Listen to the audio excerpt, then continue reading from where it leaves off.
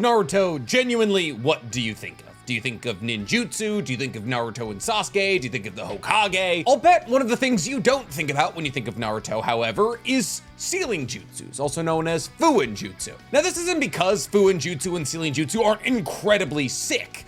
They are. The reason you probably don't think of sealing jutsus when you think of Naruto is because even though they are the most important type of jutsus in the entire universe, they're not necessarily the flashiest, and they're not necessarily used the most often. But it was revealed rather clearly throughout the duration of the Fourth Great Shinobi World War that there is no jutsu more important than sealing jutsus. As when you're dealing with an incredibly powerful foe, the only way to get rid of them a lot of the time is to seal them. This is the case for Edo Tensei shinobis, tailed beasts, and Kaguya. All of these high-level opponents require equally high-level Fuin Jutsu. But what is the highest level of Fuin Jutsu? See, there are quite literally hundreds of sealing jutsus in Naruto. Okay, well maybe not hundreds, but like maybe 100. And every single one of these Fuin Jutsu do different things. Some rip out your soul, some make you a meteor, some trap you in a big old chakra box. But of these 100 or so Fuin Jutsu, what are the strongest? Well, it's a tough question because like we've already stated, every Fuin Jutsu operates in a different way with a different set of abilities. However, answering tough questions is kind of my job. So today, we're talking the top 10 strongest Fuin Jutsu,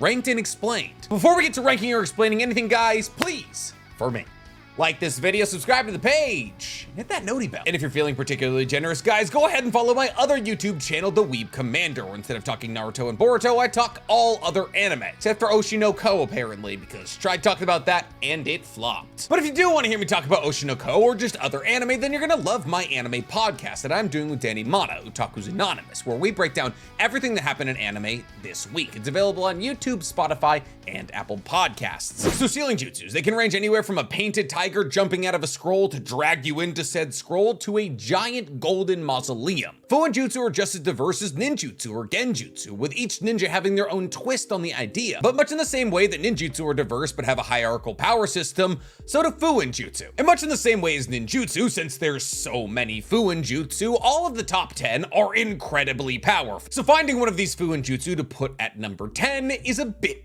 tough. But once again, tough things, my job. Which is why coming in at number 10, we have the 4 Yang Seal Formation, also known as the 4 Red Yang Formation. Now, for those true Naruto nerds out there, I know what you're saying. Nick, this ability was able to hold back the Ten Tails. The Ten Tails hit it with a tail beast bomb and it didn't even budge. You're absolutely right. This technique was so strong it was able to contain the Ten Tails. And even when assaulted by a tailed beast bomb from said Ten Tails, it didn't break, which should, in premise, put this significantly higher than it currently is. However, the 4 Red Yang Formation requires 4 people to pull it off, specifically 4 Kage level shinobi, who stand at 4 corners and all release a massive amount of energy simultaneously to create this barrier, making this jutsu a significantly more powered up version of the 4 Violet Flames Formation, which is the jutsu the Sound Village 4 and Orochimaru used to trap Hiruzen in a battle with Orochimaru. Now, the reason that the Red Yang Formation is stronger than the Violet Flames Formation is because of the people creating the formation. In essence, they operate exactly the same. However, where they do differ is that the Red Yang Formation is significantly more malleable. See, it was shown that once the tailed beast bomb fired by the Ten Tails hit this barrier, it was able to flex and move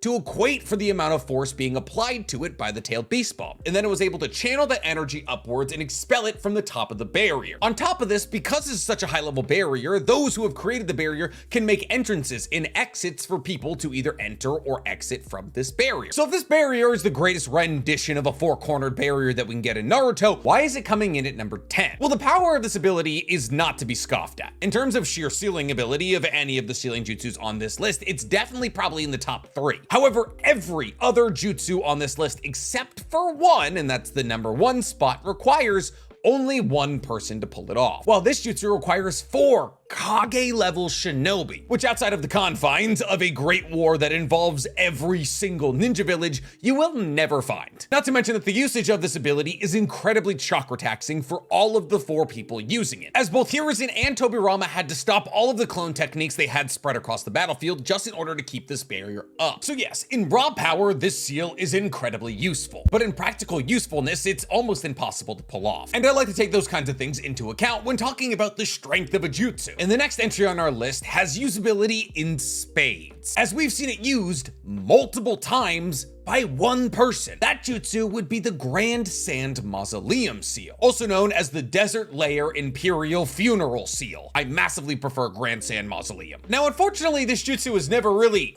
worked all that well, but we can't necessarily hold that against Shukaku and Gaara. We've seen Gaara and Shukaku use this ability 2 separate times, once against Urashiki and once against Madara. And there's really 2 flavors that the Grand Sand Mausoleum Seal comes in. One requires Shukaku, one doesn't. See, the way that the Grand Sand Mausoleum works is that essentially Gaara or Shukaku, who's ever controlling the sand, builds a mausoleum or a pyramid around you. It's like Chibaku Tensei, but instead of rocks and gravity, it's just a whole lot of sand. And since Gaara's magnet release allows him to increase the density of his sand, it's essentially like sealing you in 40,000 tons of concrete. And for most people, that would be enough. But Gaara, when unassisted by Shukaku, also places sealing tags on the Grand Sand Mausoleum. That way, not only are you physically restrained, but your chakra is also restrained, making that pyramid very symbolic of what pyramids were created for in the first place: your final resting place. However, when Gaara is assisted by Shukaku, or just Shukaku uses this ability, instead of sealing tags, there's Guin Jutsu. Now, for those of you who don't know what Guin Jutsu is, it's essentially cursed seals. The best example of Guin Jutsu is Orochimaru's cursed seal of heaven, but the markings all over Shukaku's body are also cursed seals. Cursed seals that he can funnel into his sand to increase their sealing capabilities. It's these same cursed seals that Naruto uses in his magnet release Rasengan, which will be on this list. And while in premise that should be an almost indefeatable sealing jutsu, all it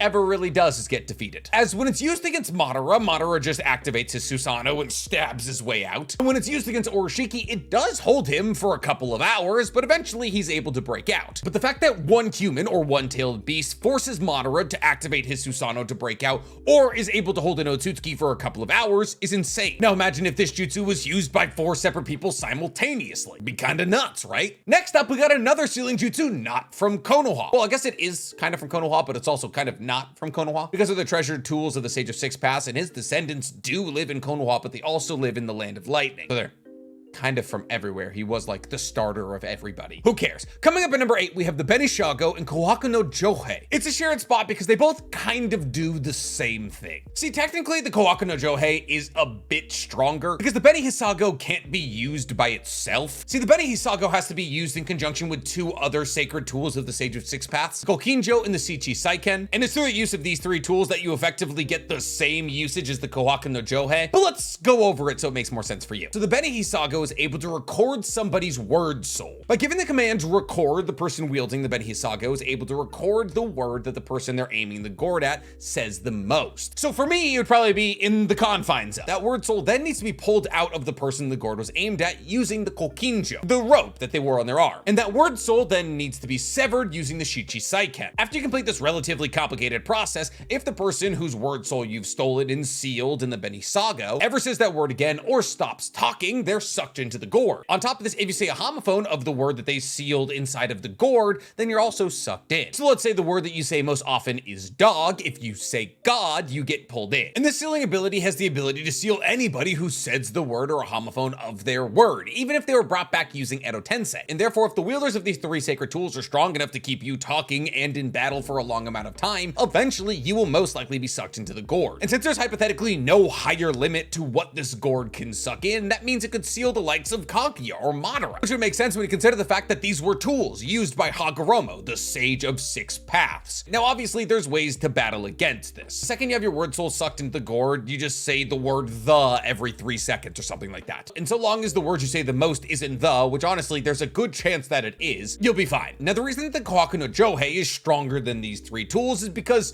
it's a lot easier to use. See, all you have to do to seal somebody inside of the Kohaku no Johei is be holding it and call out to somebody. If that person responds to you when you call out to them, they just get sucked into the Kohaku no Johei. This is how the 3rd Raikage was able to seal Gyuki, the 8 tails. The second you respond to the wielder, your voice is recorded by the Kohaku no Johei and you're sucked into the amber purifying pot. Considering the fact that the Kohaku no Johei was able to seal Gyuki, the 2nd strongest tailed beast, we can assume that there's probably no upper limit to what it can consume and seal. And considering the fact that all you need to do is talk to somebody and have them talk back to you while holding a pot, it's kind of busted. I guarantee the majority of people don't know about the Kohaku no Johei or its abilities. This means that every single fight where Naruto ever talked to somebody in battle, if he was just holding this pot, they would have been sealed. But speaking of those close to Naruto getting sealed, next up on the list we have Reaper Death Seal, also known as Dead Demon Consuming Seal. Now the Reaper Death Seal is not only a Fuin Jutsu, but a Kinjutsu. A Kinjutsu, also known as a Forbidden Jutsu, because it kills the user. The Reaper Death Seal is essentially a summoning contract with a Shinigami, a god of death. It was a Fuin Jutsu created by the Uzumaki clan, and by summoning this Shinigami, they were able to extend the hand of the Shinigami through their stomach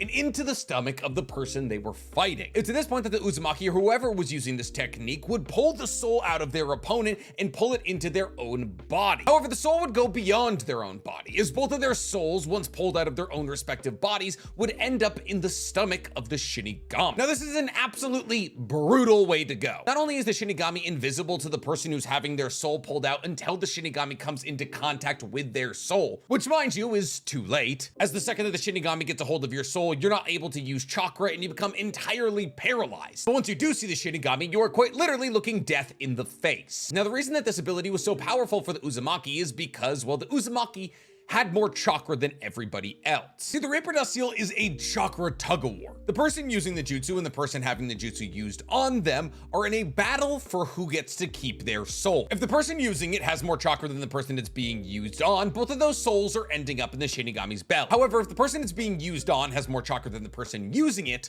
then the person using it will have to settle with a part of the soul of the person they're trying to steal the entire soul from. Like how Hiruzen settled to take Orochimaru's arms. Now, we've seen this jutsu used twice. Once when Minato used it to steal half of Kurama's chakra so he could place the other half in Naruto, and when Hiruzen used it 3 times in one battle against Hashirama, Tobirama, and Orochimaru's arms. And once these two souls are in the body of the person who's used this jutsu, the Shinigami slowly but surely eats the soul of the summoner, bringing both the souls into the Shinigami's stomach, where these two souls will fight for eternity. This is one of the only ways in the Naruto universe that your soul doesn't ascend to the Pure Lands, instead trapping you in a limbo/hell existence of the Shinigami's stomach. And the only way to be freed from the Shinigami stomach is if somebody dons a Death Reaper mask. Upon somebody donning this mask, the Shinigami will copy any movements that they make. It's at which point that the user can cut their own stomach open, which will cause the Shinigami to cut their own stomach open and release all of the souls in that stomach. This is necessary if the people trapped in the Shinigami's stomach want to be brought back through Edo Tensei, as Edo Tensei can only create a connection between the Pure Lands and Earth, not the Shinigami's stomach. Now, this sealing jutsu technically can be as strong as you need it to be. The Reaper Death Seal is significantly stronger in the hands of Naruto or Minato than it is in the hands of, let's say, Hinata, because Naruto would be able to seal almost anybody on Earth and in space with his massive amounts of chakra, while somebody with a lower amount of chakra like Kiba or Hinata wouldn't be able to seal anybody above them in terms of strength. But considering the fact that Minato, after a full day of battles, was still able to seal half of Kurama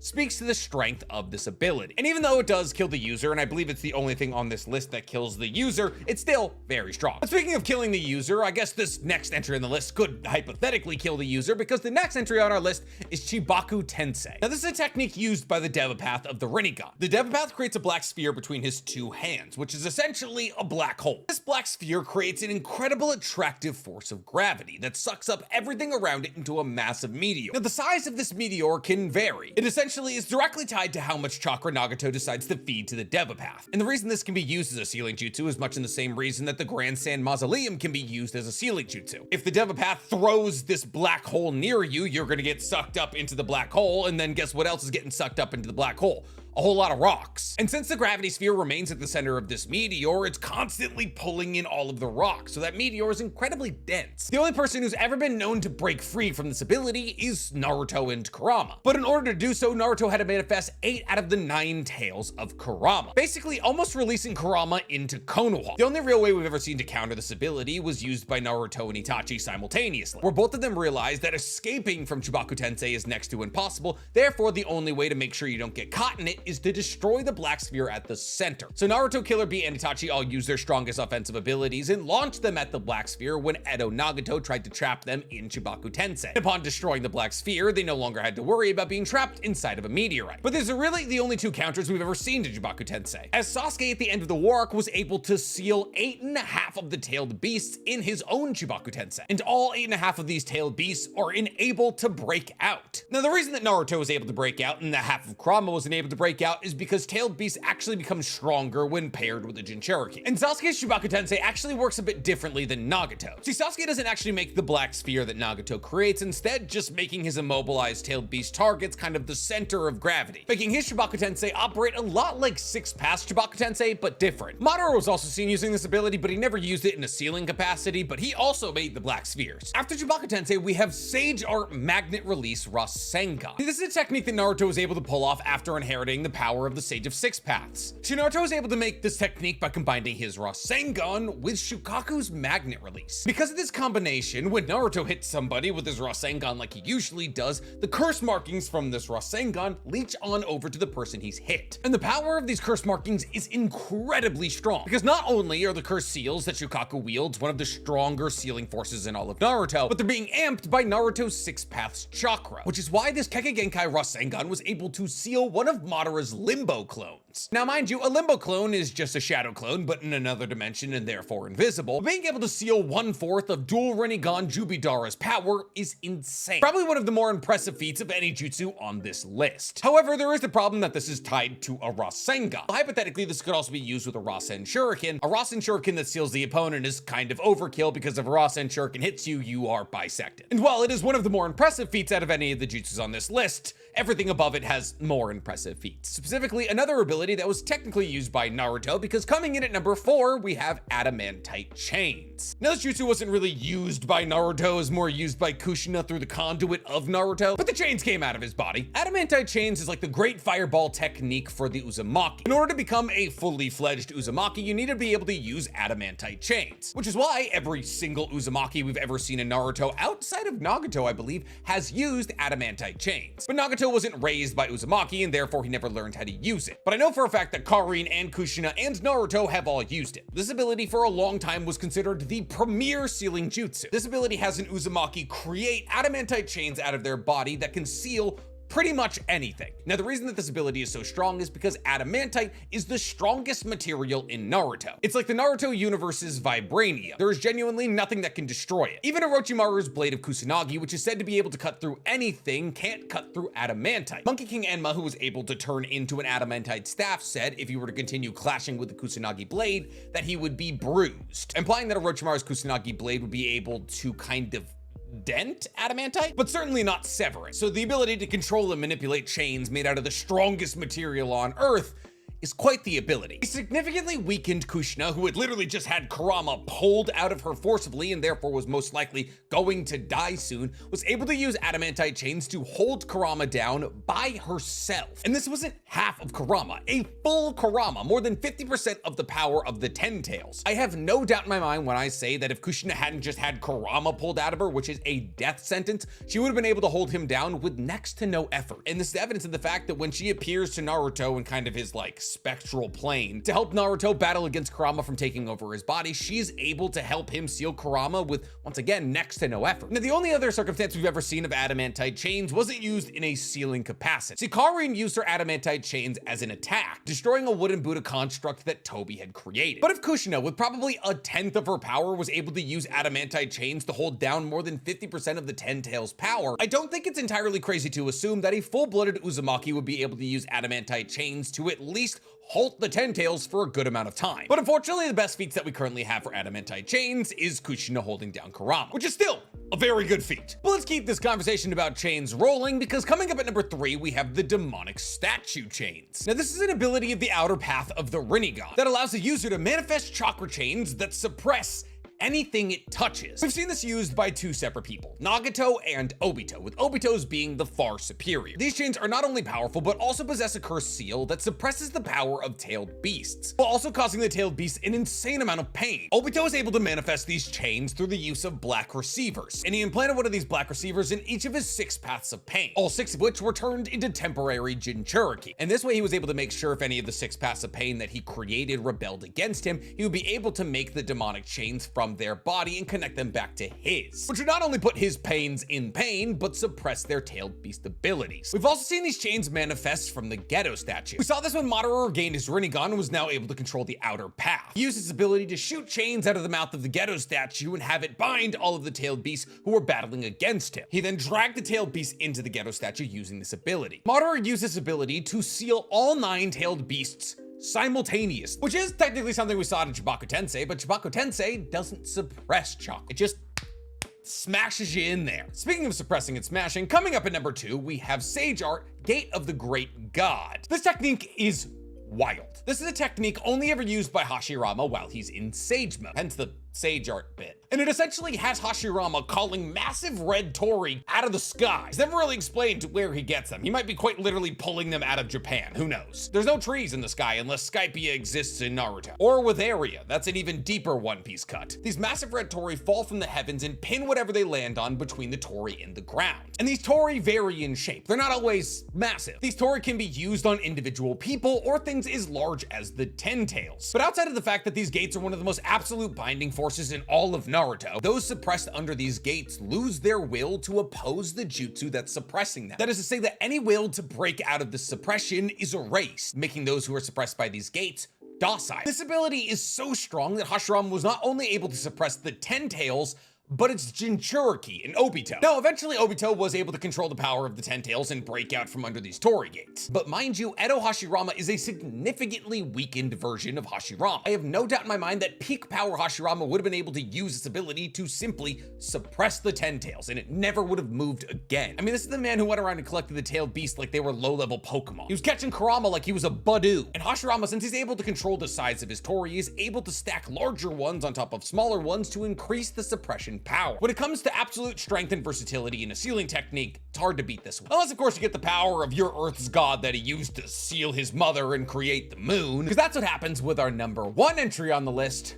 6 Pass Chibaku Tensei. Now, this is the only other jutsu that requires more than one person to use outside of the Red Yang formation, because this jutsu requires 2 people. 2 very specific people. See, in order to pull off 6 Pass Chibaku Tensei, you need somebody with a Sun Seal and a Moon Seal. And both that Sun Seal and that Moon Seal need to hit the person you're trying to seal simultaneously. Now, this Sun Seal and this Moon Seal are representative of those who've acquired 6 Path Senjutsu, with one having the Yin and one having the Yang powers. In the case of Hagoromo and Hamura, Hagoromo had the Sun and Hamura had the Moon. And in the case of Naruto and Sasuke, Sasuke has the Moon and Naruto has the Sun. Those who wield the Sun Seal have the Yang side of the 6 Path Senjutsu, while those who wield the Moon have the Yin side. This jutsu operates just like regular Chibaku Tensei, except instead of creating a black sphere that becomes the center of attraction to create a meteor, those who are tagged by the Sun and Moon Seal simultaneously kind of become the black sphere, meaning everything within a very large vicinity of the person who just got tagged with this ability starts flying towards them, as they are now essentially a black hole of attraction. The 6 Pass Chibaku Tensei creates a significantly larger meteor than regular Chibaku Tensei, so large that the moon was created using this technique, and a second moon was created in Kaguya's dimension when Naruto and Sasuke use this ability on